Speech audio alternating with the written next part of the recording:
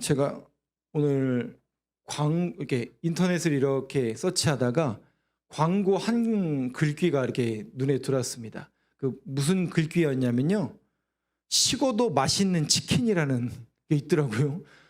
광고의 카피인데 식어도 맛있는 치킨. 그걸 한번 생각해봤어요. 식어도 맛이 있을 수가 있나요, 치킨이? 근데 광고 카피가 식어도 맛있는 치킨. 근데 한편으로 그 생각을 해봤습니다. 정말 맛있는 것은 뜨거울 때나 식을 때나 한결같은 치킨이 맛있는 거겠죠. 한편으로는 우리의 신앙도 한번 제가 오늘 말씀을 묵상하면서 생각해 봤습니다. 우리의 신앙도 뜨거울 때가 있고 식을 때가 있죠. 그런데 정말 맛있는 사람, 또 한결같은 사람은 어떤 사람이냐? 뜨거울 때도 식을 때도 한결같은 사람이 어떻게 보면 신앙의 거장이 되는 것이고 신앙의 성숙도를 나타내는 것이라고 생각이 됩니다. 국어사전을 보니까요, 한결같다라는 단어가 처음과 끝이 변함이 없이 똑같다라고 정의를 내리고 있더라고요. 그런 의미에서 우리 옆에 분들하고 이렇게 인사했으면 좋겠습니다. 한결같은 신앙인이 됩시다. 한번 인사하시죠. 맛있는 치킨 말고요, 한결같은 신앙인, 차든지 뜨겁든지 한결같이 저와 여러분이 주님만 바라보는 믿음의 고백자들이 되길 간절히 소망합니다. 자, 오늘 말씀 여러분 잘 아시는 다윗이, 우리가 지금 성서 일과는 지금 사순절 말씀으로 말씀을 나누고 있어서 성서 일과를 못 보고 있는데, 성서 일과는 지금 사무엘 하 다윗에 대한 이야기가 계속 진행이 되었습니다. 승승장구하고 정말 영원한 나라와 영원한 승리가 주어졌던 다윗이었건만, 사람이 항상 끝모르게 올라갈 수만은 없죠. 오르막이 있으면 올라가기도 하면 내려가기도 하는 것이죠.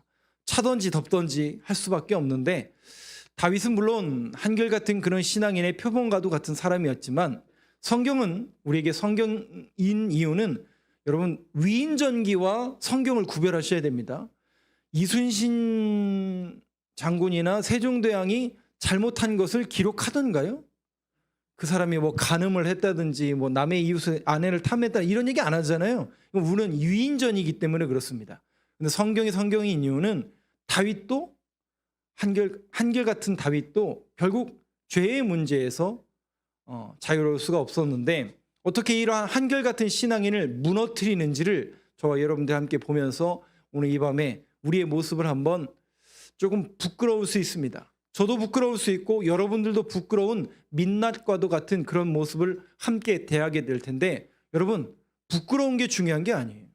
우리가 하나님 앞에 신 앞에 선 단독자로서 저와 여러분, 부끄러움이 중요한 게 아니라 회개하는 게 중요합니다. 다윗이 위대했던 이유는요, 큰 전쟁에서 맨날 승리하고 맨날 위대한 사람이었기 때문에 위대한 게 아니라요, 그는 회개하는 사람이었습니다. 철저하게 회개했고요, 그것이 죄의 문제였고 그것이 나의 영적으로 무너뜨린 일이라면 그는 하나님 앞에 하나님의 편에 서서 회개했던 사람이었습니다. 오늘 저와 여러분이 그런 믿음의 고백자로서, 비록 부끄럽지만, 목사로서 여러분들한테 드러내지 못하는 죄가 있지만 그거 다 하나님 앞에 내려놓고 토설하며 우리의 부끄러운 민낯을 하나님 앞에 토설할 수 있는 이 밤 되길 간절히 소망합니다. 그것이 끊어지고 토설이 되어야 하나님 앞에 정결한 모습으로 설 수 있고 만날 수 있기 때문에 저와 여러분들이 그런 믿음의 고백으로 나아갔으면 좋겠는데, 자, 오늘 배경이 되는 그 말씀 1절 한번 보시죠. 사무엘하 11장 1절 말씀입니다. 조금 긴데요, 제가 한번 읽어보겠습니다. 그 해가 돌아와 왕들이 출정할 때가 되매 다윗이 요압과 그에게 있는 그의 부하들과, 자, 두 줄을 보니까요 이렇게 되어 있습니다. 계속 다윗은 이제 왕으로 등극을 했고 계속 전쟁이 끊임이 없었지만, 이제 어느 정도 이제 지위가 올랐고 계속 나라가 평정이 됐고 안정이 되니까 이제 전쟁은, 왕은 나가지 마시고 요압이 군대 장관이 되어서 왕이 몸서 출전하지 말고 우리만 나가도 충분히 다 커버가 되고 이길 수 있으니 왕은 안전히 계시고 우리들이 나가겠습니다. 요압과 그에게 있는 그의 부하들과 온 이스라엘 군대를 보내니 그들이 암몬 자손을 멸하고 랍바를 에워쌌고 다윗은 예루살렘에 그대로 있더라. 네, 병사들만 이제 전쟁하러 갔고 다윗은 왕궁에 있었던 겁니다. 자, 문제는 뭐가 문제냐? 여러분 항상 언제 문제가 발생해요? 예, 사사기의 그 서클을 제가 지난번에도 보여드렸죠. 항상 평안하면 시간 남고 돈 남고 그거를 하나님 앞에 올려드리지 않고 꼭 나의 유익과 나의 그것을 위해서 쓰면 여지없이 죄가 들어올 수밖에 없더라고요. 2절 말씀 보여주시죠. 한번 같이 읽겠습니다. 시작. 저녁 때 다윗이 그의 침상에서 일어나 왕궁 옥상에서 거닐다가 그곳에서 보니 한 여인이 목욕을 하는데 심히 아름다워 보이는지라. 시에스타라는 그 혹시 단어를 아시나요? 시에스타. 그 근동 지역 또 지금도 마찬가지로 그 지중해 연안에 따뜻한 그런 해안가를 가진 나라들은 점심시간 때 졸리잖아요. 그래서 황금에 잠자는 시간이라고 그래서 시에스타라는 시간을 갖습니다. 그러니까 낮잠 자는 시간이에요. 직장인들이. 마찬가지로 지금 다윗이 아마도 낮잠 자는 시간에 좀 길게 잤던 것 같아요. 그래서 저녁 때에 다윗이 그의 침상에서 일어나 왕궁 옥상에서 거닐다가, 자, 이거 저 정확하게 평안하고 왕궁에서 그가 거닐 때에 뭘 봐요? 그걸 보죠. 예, 하필이면 그걸 봤어요. 안 봤으면 좋았을 것만 그걸 보고 말았어요. 그곳에서 보니 한 여인이 목욕을 하는데, 하필이면 왜 이 시간에 그 여인은 거기서 목욕을 하는 바람에 심히 아름다워 보이는지라. 이 똑같은 구절이 창세기에도 나와요. 여러분, 그 보디발의 아내가 계속해서 누굴 유혹해요? 요셉을 유혹하죠. 그때 요셉은 어떡합니까, 여러분? 계속 자리를 피해요. 자리를 피합니다. 의도적으로 자리를 피해요. 안 보려고 자리를 피해요. 근데 여러분 보세요. 이미 마음에 여유가 있고 평안해지고, 그때 그가 본 게 뭐냐면 심히 아름다운 것을 보게 돼요. 심히 아름다운 말씀과 찬양을 듣던 다윗이 말씀과 찬양이 아닌 눈에 보이는 안목의 정욕인 여인의 모습을 봐요. 그러면 여러분 한번 상식적으로 한번 생각해 보세요. 다윗에게 여자가 없었을까요? 아니요. 이미 있었습니다. 여러 부인을 거닐고 있었어요. 그럼에도 불구하고 들어오는 거죠. 그래서 저희가 어제 또 그저께부터 마가복음 12장, 13장 이렇게 보니까요, 종말에 대한 말씀을 계속 주님께서 말씀하셨는데 24절, 13장 24절이죠. 너희는 삼가라. 너희는 삼가라라는 게 정신 차리라는 얘기거든요. 항상 우리 신앙인이 깨어 있어야 되는 이유는 바로 여기입니다. 영적인 도전이고 영적인 문제거든요. 어떻게 해서든지 우는 사자같이 저와 여러분들을 잡아먹으려고, 영적으로 침식시키려고 지금도 그들은 노력하고 있는데 우리가 잠들어 있으면 안 되죠. 다윗도 마찬가지예요. 그 틈새를 놓치지 않는 그 죄의 집요함을 여러분들은 계속 목도하게 되실 겁니다. 그래서 야고보서에서는 이 죄의 문제를 이렇게 정의를 내리고 있는데요. 넘겨주시죠. 1장 14절 15절 말씀, 우리가 익히 잘 아는 그 말씀인데요. 한번 같이 읽어보겠습니다. 시작. 오직 각 사람이 시험을 받는 것은 자기 욕심에 끌려 미혹됨이니 욕심이 잉태한즉 죄를 낳고 죄가 장성한즉 사망을 낳느니라. 깨어있지 못하니까요. 보세요. 각 사람이 시험을 받는 것은 깨어있지 못하니까 결국 그 욕심이, 그러니까 우리 안에 그게 있다니까요. 완전히 나갈 수가 없다니까요. 근데 그게 이렇게 스물스물 올라오는 거죠. 깨어있지 못하니까 그 스물스물 올라온 것이 결국 욕심에 끌려 미혹되고 마는 거예요. 다윗과 같은 사람이, 어떻게 다윗과 같은 사람이, 네, 어떻게가 아니라요, 다윗도 우리랑 똑같은 사람일 뿐입니다. 하물며 저와 여러분도 똑같은 인간으로서, 사람으로서 똑같이 우리가 자기 욕심에 끌려 미혹될 수밖에 없는 그런 구조 속에 살 수밖에 없다는 거죠.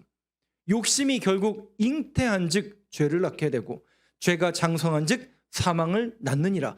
결국 여러분, 이 사건의 결론이 어떻게 나냐면 누군가가 죽게 돼요.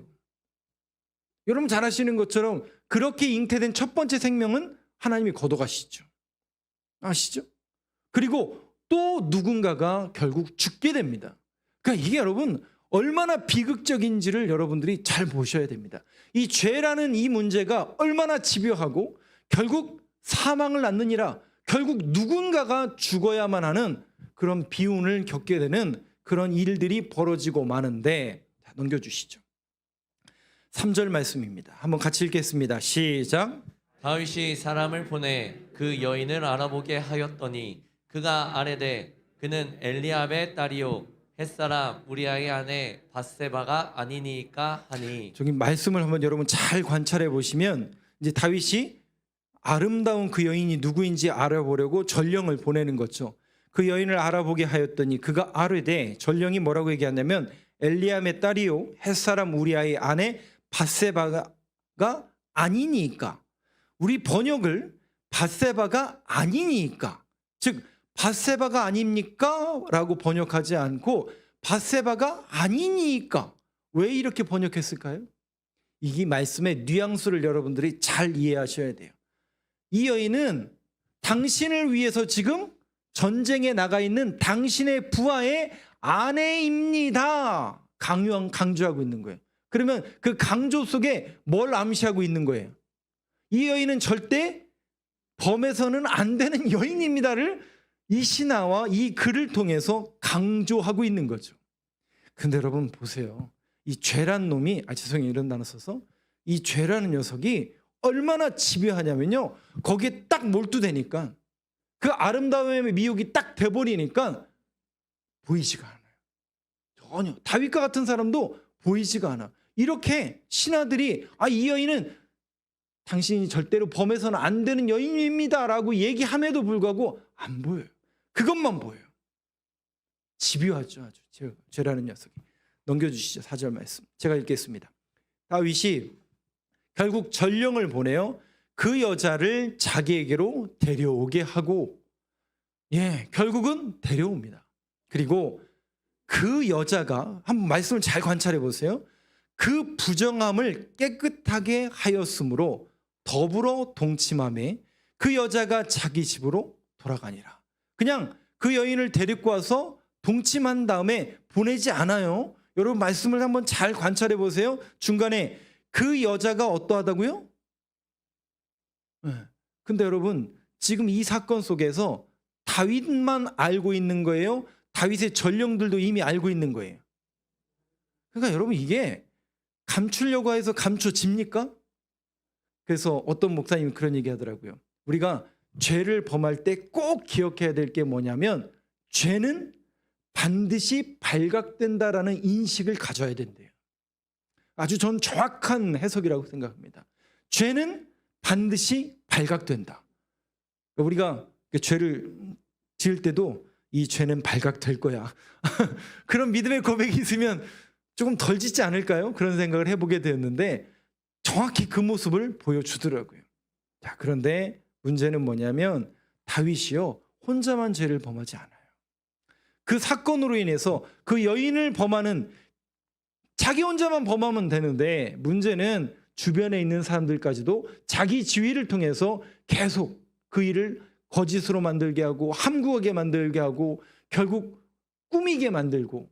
그러니까 여러분 이게 얼마나 죄의 그 무서움과 집요성을 계속 보여주는지 여러분들이 이 말씀 구절과 이 내용을 통해서 계속 보셔야 돼요. 이 문제를 한번 계속 보세요.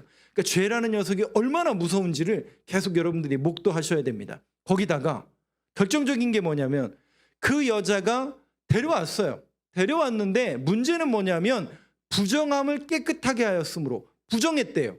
생리기간이었던 거예요. 네. 그 생리기간이기 때문에 동침할 수 없어서 생리기간이 끝날 때까지 기다렸다가 동침한 겁니다. 여러분 이제 무슨 말씀인지 아시겠어요? 부정함을 깨끗하게 하였으므로, 생리기간이었기 때문에 같이 못 잤던 거예요. 그 생리기간이 끝나고 더불어 잔 겁니다. 그럼 여러분 보세요. 그 기다리는 기간이 있었을 거 아니에요. 그러면 적어도 다윗 정도 되는 인물은 좀 정신 차리고 깨어서 정신 차리고 이거 아닌데 내가 이러면 왜 이러지? 내가 명색이 다윗인데 이러면 안 되는데 이게 정상 아니에요? 그 기간이 있었잖아요. 범하지 않을 수 있는 기간이 있었다고요. 근데 여러분 집요하다니까요. 거기에 하나 딱 꽂히니까 다윗 같은 사람도 다른 거 보지 못해요. 그 기간 동안 죄 범할 생각만 한 거예요. 아주 죄라는 녀석이 집요합니다. 더불어 동침함에 그 여자가 자기 집으로 돌아가니라. 결국 생리 기간이 끝나니까 자기의 욕심을 채우기 위해서 동침하고 결국 그 여인을 나중에 돌려보냅니다. 여기서 저는 두 가지를 여러분들과 한번 고민해 봤으면 좋겠습니다. 죄에 대해서 첫 번째는 죄의 집요함입니다. 집요함. 철저하게 이 죄란 녀석이 우리 안에 들어와가지고 역사하기 시작하면 집요해요. 그것만 보게 해요. 아무리 신하들이 이야기하고 아무리 그 기간이 있었음에도 불구하고 보이지 않아요. 그 여인만 보이는 거예요. 그 여인의 아름다움만 보이고 그 여인과 동침할 생각만 정말 이거 얼마나 무서운 겁니까? 이 죄의 집요함. 거기다가 결국 죄가 우리 안에 들어오고 그 죄가 역사하면 그 집요함과 더불어 우리의 영적인 기관을 전부 마비시켜요. 그래서 이것을 죄의 마비성이라고 이야기하더라고요. 다윗과 같이 항상 하나님을 찬양하고 노래하고 여호와는 내 편이시라, 여호와는 나의 산성이시오, 이렇게 노래했던 사람이, 그 어려운 가운데서는 그렇게 노래했던 사람이 지금 평안할 때 죄를 범하는 일에는 아주 영적인 기관이 모두가 마비되어 있는 그런 모습을 지금 저와 여러분들이 눈으로 보고 계신 겁니다. 어떻게 하면 좋죠, 여러분? 이 죄를 어떻게 끊어낼 수 있는 거죠? 도무지 끊어낼 방법이 없네요, 방법이. 여러분들은 어떠세요? 여러분들은 물론 죄를 안 지으시니까 잘 모르시겠지만 저는 목사인데도 죄를 짓습니다. 놀라울 정도고 말이 안 될 때가 있어요. 어떻게 내가 목사인데 그래도 명색이. 부끄럽죠, 여러분들 앞에 이렇게 서 있는 게. 그런데 여러분, 그 집요함과 그 마비성에 우리가 함몰되지 않기 위해서 결국 그 죄를 이겨낼 수 있는 방법은 단 하나, 예수 그리스도의 십자가의 보혈의 피밖에 없습니다. 그 보혈의 피에 나를 담그지 않으면, 그 보혈의 피가 나를 씻겨주지 않으면 우리는 죽었다 깨어나도 하나님 앞에 죄를 씻길 방법이 없어요, 방법이. 그 하나님의 십자가가 나를 구원하지 않으면 도무지 우리가 하나님 앞에 나아갈 수 있는 근거가 없다니까요. 오늘 이 밤 저와 여러분들의 마음이 예수 그리스도의 십자가의 보혈의 피로 씻김 받을 수 있는 그 시간, 그 밤이 되길 간절히 소망합니다. 아무리 작은 거라도요, 하나님 앞에 토설하면 그분의 보혈의 피가 저와 여러분을 씻겨주실 줄로 믿습니다. 주님, 아무리 죄가 집요하고 아무리 죄가 우리의 영적인 기관을 마비시킨다고 할지라도 내가 이 자리에 나와 오늘도 기도하고 찬양하며 나아갈 때 하나님 하늘의 문을 열어주시고 예수 그리스도의 십자가의 보혈의 피가 나를 씻겨주심을 믿게 하셔서 그 십자가를 바라볼 때마다 그렇습니다, 주님, 내가 저기 죽어야 하는데 주님이 나를 대신해서 죽으셨습니다. 그 보혈의 피가 나를 씻겨주셨습니다. 그 보혈의 피가 나의 죄를 깨끗하게 씻겨주셨습니다. 이런 고백이 오늘 저와 여러분들의 고백이 되길 간절히 소망합니다. 우리 잠깐 찬송 하나 부르고 이 시간 조금 더 나아갔으면 좋겠습니다. 아까 함께 부르신 찬송이 있잖아요. 죄에서 자유를 얻게 함은.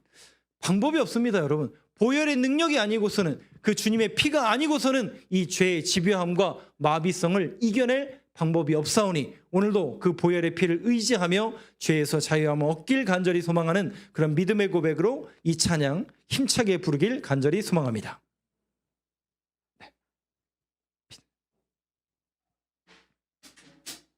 우리 함께 박수치며 찬양하길 원합니다. 죄에서 자유를 얻게 함은 오늘 저와 여러분들의 고백이 되기를 원합니다. 죄에서 자유를 얻게 함은 보혈의 능력, 주의 보혈, 시험을 이기고 승리하니 참 놀라. 죄에서 자유를 얻게 함은, 죄에서 자유를 얻게 함은 보혈의 능력, 주의 보혈, 시험을 이기고 승리하니 참 주의 보혈 능력 있도다 주의 피 믿으오 주의 보혈 그 어린 양의 매우 귀중한 피 육체의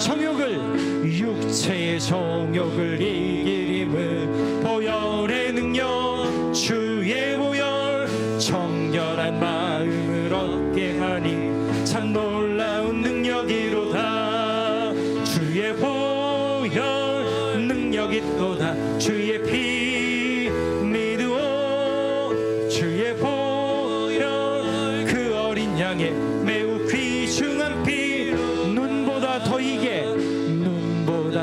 희게 밝히는 것 보혈의 능력 주의 보혈 부정한 모든 것 밝히시니 참 놀라운 능력이로다 주의 보혈 능력 있도다 주의 피 믿으오 주의 보혈 그 어린 양의 매우 귀중한 구주의 복음을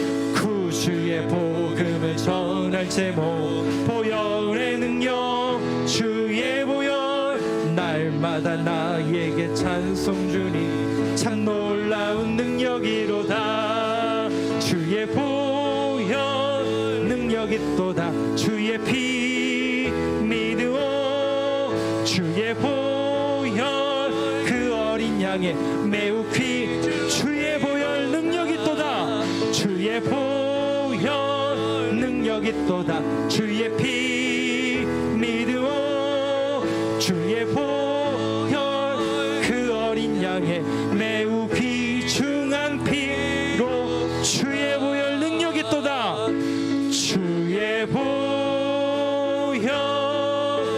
능력 있도다 주의 피 믿으오 주의 보혈 그 어린 양의 매우 귀중한 피로다. 사랑하는 성도 여러분, 이 시간 잠깐 우리 함께 눈을 감고 가슴에 손을 얹고 잠깐 기도했으면 좋겠습니다. 그렇습니다. 주님, 저희들에게는 능력이 없습니다. 도무지 이 죄 이길 수 있는 힘이 없습니다. 이 죄의 집요함과 이 죄의 마비성은 우리의 모든 영적인 기관을 마비시키고 우리의 모든 것을 함몰시키기 위해서 지금도 집요하게 우리의 틈새를 파고들고 우리의 연약함을 파고들고 우리를 무너뜨리기 위해서 우는 사자같이 지금도 집요하게 우리 안에 역사하고 있습니다. 하나님, 그것을 끊어낼 수 있는 방법은 오직 예수 그리스도의 보혈, 예수 그리스도의 피가 우리를 씻겨주셔야만, 그 보혈의 피가 죄를 무너뜨리셔야만, 죄가 문 앞에 엎드려져 있지만 너는 죄를 다스리시냐 라고 말씀하신 것처럼 죄를 다스릴 수 있는 능력은 오직 예수 그리스도의 보혈과 그분의 피인 줄로 믿사오니 오늘도 우리를 정결케 하여 주시옵소서. 우리의 죄를 씻겨 주시옵소서. 하오나 주님, 너무나 부끄럽습니다. 누구에게 고백한다라는 게 너무나 어렵습니다. 미비해 보이고 작은 죄라 할지라도 주님 앞에 모든 것 토설할 수 있는 용기를 허락하여 주시옵소서. 믿음을 주셔서 내 죄를 하나님 앞에 고백할 수 있도록 믿음과 고백과 은혜를 더하여 주셔서 그 모든 것이 예수 그리스도의 보혈로 씻김받고 정결함을 입어 온전하게 주님 앞에 서며 주님을 만날 수 있는 이 시간 될 수 있도록 모든 것 주장하시고 함께하여 주시옵소서. 그렇게 역사하시고 그렇게 인도하실 우리 구주 예수 그리스도의 이름으로 기도하옵나이다. 아멘. 네, 말씀을 좀 더 이어가도록 하겠습니다. 문제는 뭐냐면 그 이후에 다윗이 그것을 이겨내고 깨달았으면 좋았을 텐데 조금 더 그 죄의 집요함이 그를 잠식하기 시작합니다. 그 다음 절 한번 보여주실까요?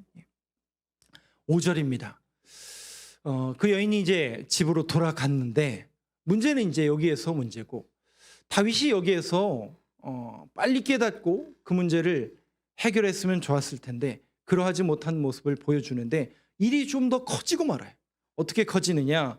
자, 5절 말씀인데요. 같이 한번 읽겠습니다. 시작. 그 여인이 임신함에 사람을 보내 다윗에게 말하여 이르되 내가 임신하였나이다 하니라. 여러분 정확하게 아까 4절에서 생리가 끝난 다음에 동침했어요. 그죠? 그리고 임신했어요. 그럼 이거 누구 얘기예요? 누구 얘기예요? 정확하게 다윗의 얘기입니다. 성경은 그걸 지금 고발하고 있는 거예요.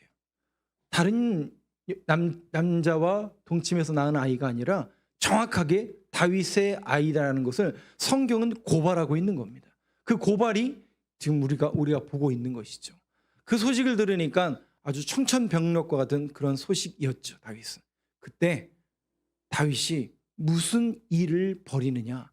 그러니까 죄가 이 집요함과 마미함으로 우리 이성을 완전히 잃어버리게 만든다니까요.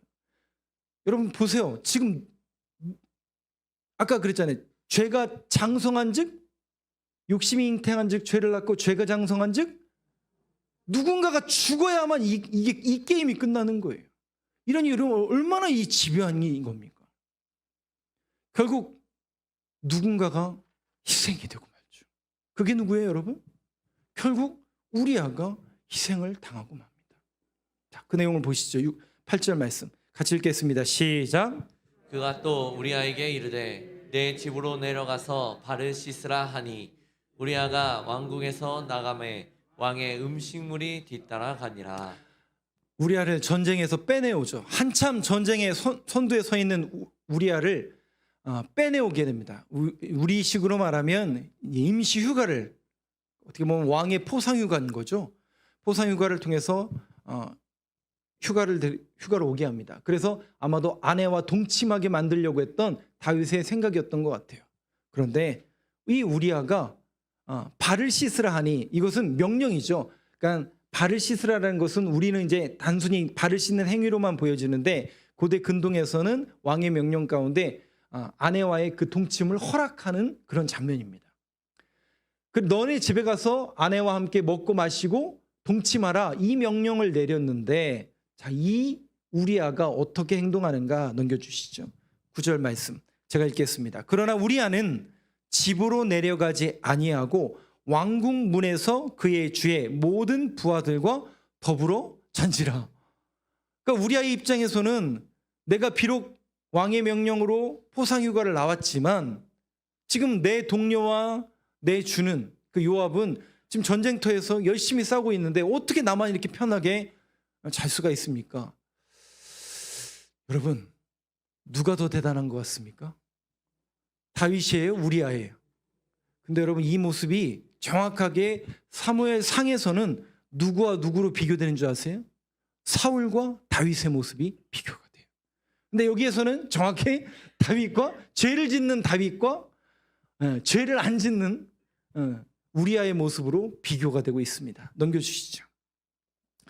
제가 긴데요. 제가 읽겠습니다. 우리아가 다윗에게 아뢰되 언약궤와 이스라엘과 유다가 야영 중에 있고 내 주 요압과 내 왕의 부하들이 바깥 들에 진치고 있거늘 내가 어찌 내 집으로 가서 먹고 마시고 내 처와 같이 자리일까?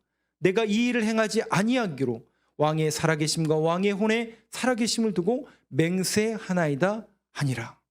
여러분, 누가 더 대단한 사람으로 보이세요? 다윗이 아니라 바로 우리아의 모습이 더 대단한 사람으로 보입니다. 이게 이 성경 기자가 의도한 바예요. 정확하게 누가 더 영적으로 깨어 있는지, 누가 더 깨어서 쓰임받는 인생을 보여주는지를 우리에게 정확하게 알려줍니다. 그러니까 이것은 다윗과의 의도적인 비교다라고 신학자들은 이 부분을 해석하고 있습니다. 그런데 이 우리아는 어떤 사람이에요? 유대인이 아니에요. 햇사람이니까 이방 사람이에요. 왕도 아니죠. 그런데 이스라엘의 왕이요, 하나님의 정결한 사람 다윗은 지금 죄의 집요함과 마비성에 뺏겨가지고 무슨 일을 벌이냐면 결국 우리아를 죽이는 일에 몰두하고 말게 됩니다. 여러분, 이게 너무 무섭지 않으세요? 이 죄의 집요함과 마비성이 얼마나 무서운지를 여러분들이 직시하셔야 됩니다. 넘겨주시죠. 13절 같이 함께 읽겠습니다. 시작. 다윗이 그를 불러서 그로 그 앞에서 먹고 마시고 취하게 하니 저녁 때에 그가 나가서 그의 주의 부하들과 더불어 침상에 눕고 다윗이 그의 어떻게 하냐면요. 결국은 일부러 술을 먹인 거예요. 자기가 술잔을 따라주면서 술을 먹인 거예요. 취하게. 그리고 이 취하면 어떻게 하겠다는 거예요. 네. 이 취한 그 부하를 자기 아내의 집에. 근데 그것도 안 되는 겁니다. 그러니까 우리아가 깨어 있는 거예요. 영적으로. 우리아는 계속 깨어 있는 거예요. 결국 안 되니까 이 방법을 씁니다. 참 집요합니다. 넘겨주시죠. 14절 15절 보니까요. 아침이 되매 다윗이 편지를 써서 안 간 거예요. 안 된 거예요. 모든 방법이 통하지 않으니까 결국 최후의 수단을 쓰게 됩니다. 다윗이 편지를 써서 우리아의 손에 들려 요압에게 보내니 다시 전쟁터로 보내는 거예요. 그 편지에 써서 이르기를 너희가 우리아를 맹렬한 싸움에 앞세워 두고 너희는 뒤로 물러가서 그로 맞아 죽게 하라 하였더라. 그런데 여러분 문장을 한번 잘 관찰해 보시면 이 편지를 누가 들고 가요? 헐. 이거 누구 죽이라는 얘기예요? 여러분 누가 대단한 사람 같으세요? 다윗이 대단한 게 아니라 우리아가 더 대단해 보이지 않으세요? 어떻게 이런 사람이 있을 수 있을까? 참, 자기가 죽을지도 모르는 자기를 죽이라는 그 명령이 담긴 편지를 자기가 갖고 가고 있는. 근데 여러분 지금 이러한 짓을 지금 누가 벌이고 있는 겁니까, 여러분? 다윗 이거 제정신이 아니죠, 여러분. 여러분도 이제 이해가 되시죠? 제정신이 아니에요, 여러분. 거기에 딱 몰두가 되니까 그 집요함과 마비에 딱 모든 게 막혀버리니까 그 다윗이 아니에요. 우리가 알던 그 다윗이 아니에요. 예전에 악령에 씌여 다윗을 죽이려고 했던 사울과 똑같아요. 우리아를 죽여야만 게임이 끝나는 그런 상황으로 모든 것을 몰아가고 있는 죄의 집요함을 여러분들이 눈으로 보고 계신 겁니다. 넘겨주시죠. 17절 같이 읽겠습니다. 시작. 그 성 사람들이 나와서 요압과 더불어 싸울 때에 다윗의 부하 중 몇 사람이 엎드러지고 햇사람 우리아도 죽으니라. 의도적으로 맨 앞에서 우리아를 보내서 죽게 하라는 그 명령에 요압이 듣고 결국 우리아는 열심히 싸우다가 결국은 전사하고 맙니다. 그 일이 요압이 보기에는 선한 일처럼 보이지 않았던 것 같아요. 넘겨주시죠. 25절 보니까 이렇게 쓰여 있습니다. 다윗이 전령에게 이르되 너는 요압에게 이같이 말하기를 이 일로 걱정하지 말라. 칼은 이 사람이나 저 사람이라 삼키느니라. 그 성은 향하여 더욱 힘써 싸워 함락시키라 하여 너는 그를 담대하게 하라 하니라.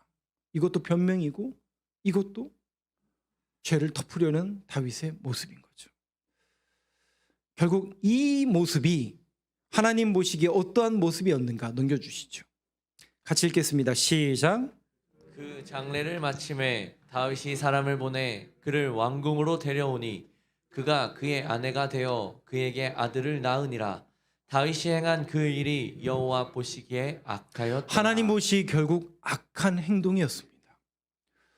여러분 이 죄의 무서움, 죄의 집요함 우리의 힘으로 감당할 수가 없습니다. 이겨낼 수가 없습니다.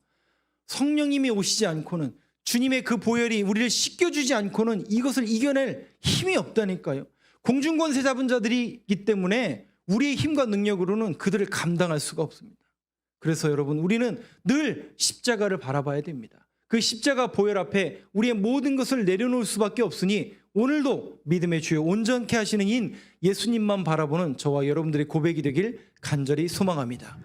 중요한 것은 결론이 이렇게 났지만 우리는 잘 아시는 것처럼 바로 그 다음에 나단 선지자가 나와서 다윗에게 이 죄를 묻죠.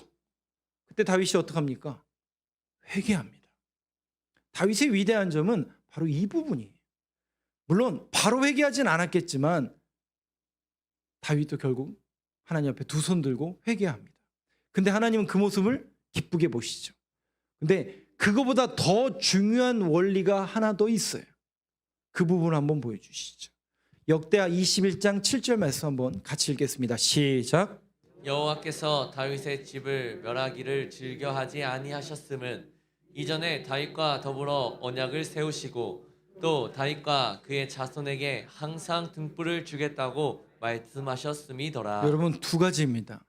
결국 그럼에도 불구하고 하나님은 언약을 세우시고 더불어 언약을 세우시고 그 언약에 붙들려 있기 때문에 아무리 우리가 실패하고 죄짓고 넘어지고 낭망한다 할지라도 우리가 넘어진 그 숫자보다 한 번 더 우리를 일으켜 세워주시는 주님, 우리가 아무리 언약을 어기고 죄에 빠졌다 할지라도 오늘도 기다리시고 또 기다리시는 그 아버지와 같은 그 마음이 우리 주님의 마음을 우리가 성경을 통해서 안다면 그 언약의 신실하신 그 약속의 말씀에 붙들릴 수 있는 저와 여러분이 되길 간절히 소망합니다. 그리고 그의 자손에게 항상 등불을 주겠다고 말씀하셨음이더라.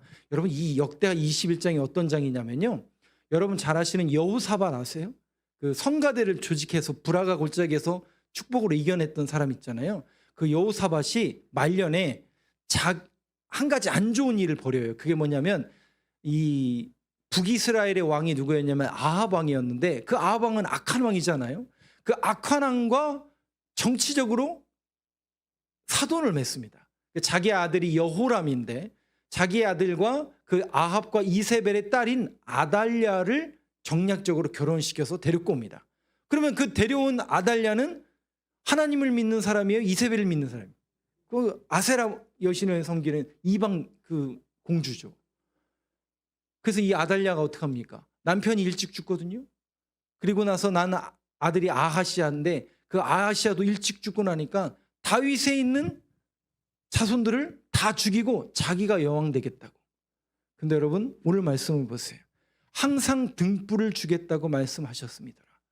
여호야다라는 제사장이 갓난 그 3살 아들 하나를 빼내어서 성전에서 몰래 키우죠. 그래서 결국 나중에 다시 다윗의 자손에서 왕이 되는 그런 역사를 보게 됩니다. 그렇습니다. 아무리 죄가 넘실거린다 할지라도 죄가 우리를 무너뜨리려 한다 할지라도 항상 등불을 주겠다고 주님은 말씀하셨사오니 세상에 아무리 유혹오고 이 모든 것이 무너질 것 같은 그런 시대를 우리가 맞이한다 할지라도 하나님 오늘도 주신 말씀이 있습니다. 내가 그 말씀을 붙드는 인생 살아가기를 원합니다. 세상의 유혹과 모든 것이 밀려온다 할지라도 말씀으로 이겨낼 수 있도록 말씀을 허락하시고 그 말씀을 믿는 자로 세워지는 우리들이 될 수 있도록 이 밤에도 인도하시고 우리의 모든 기도의 제목을 붙잡아 주옵소서. 이렇게 함께 기도하는 저와 여러분 되길 간절히 소망합니다.